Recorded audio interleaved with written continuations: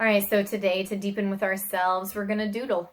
And right away, that might be like, oh, awesome, or that might be like, oh, really? And that tells you something, right?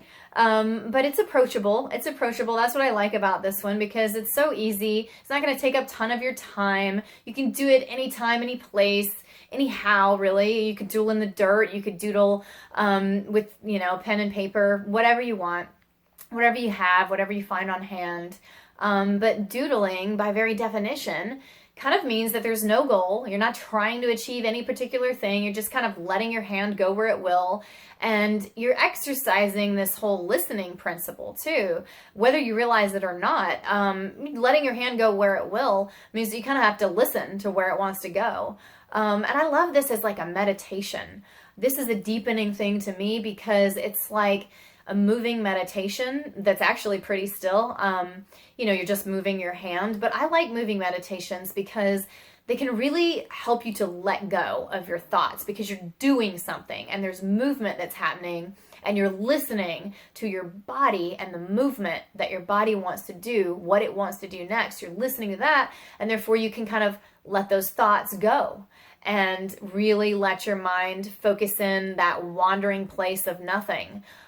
Where it's kind of wandering, but it's not wandering on anything. It's like just let everything go, and you're just listening instead, which is like meditation to me. So a lot of really, I can feel nourishing, but even just important insights can kind of just come to you at those times. So there's that. Plus, I'm a metaphor lover, if you don't already know. I mean, if you haven't looked at our podcast, Life as a Metaphor is a podcast that I've got, and I love metaphors. So I'm going to say this can also be kind of a metaphor, or used like one. I guess metaphor might not be the right word. Really, it's more like investigative, like getting to know yourself kind of thing.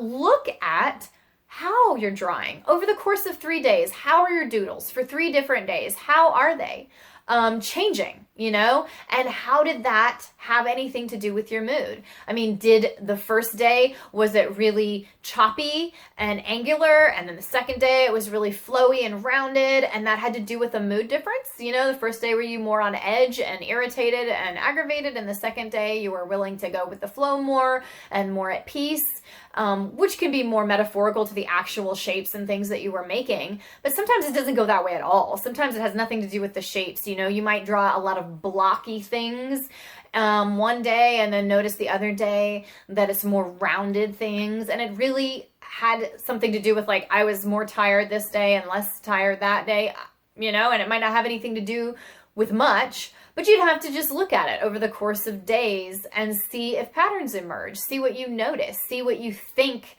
might be happening, even in those like quick, fast motions of the pen or slow ones. Or another big one is, do you find yourself drawing known stuff? Like every single time that something starts to kind of look like a shape that you recognize, like, oh, that kind of looks like a turtle.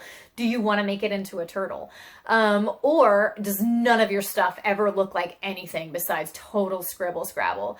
And that might be, indicating like, are you okay with the unknown and all your stuff is totally fine being in the unknown? Or do you like familiarity and you want things to look like things that you already know and you're not as okay with chaos and the unknown, stuff like that. Or not, or not. Like I always say, if that sounds lame to you and you don't want to get into the metaphor, just toss it. I mean, I'm not saying that there's any science to that. It's just, part of asking ourselves about ourselves, part of getting to know us, part of deepening with ourselves is to just try experiments like these and play with it. See what you notice. See if there is any pattern that emerges. Like, oh my gosh, I always, do this angular stuff when I'm really stressed and have a lot on my plate. And I'm only, if I've had like a really good day where I got to do a lot of nourishing things, that's when I do the rounded stuff, or just the opposite, whatever. But we're doodling, we're trying it. It's an experiment. I hope you love it.